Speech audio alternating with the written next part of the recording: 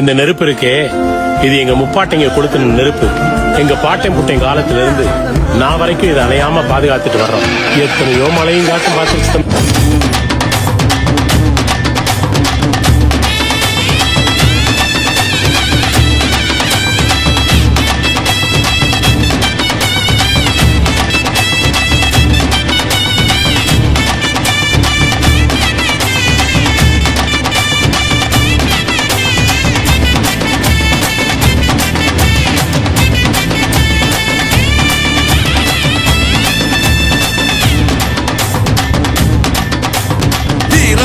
ஈரமுள்ள ரோசமுள்ள பாசமுள்ள கருப்பாயி அத்தாவோட வம்சம் எங்க வம்சம்.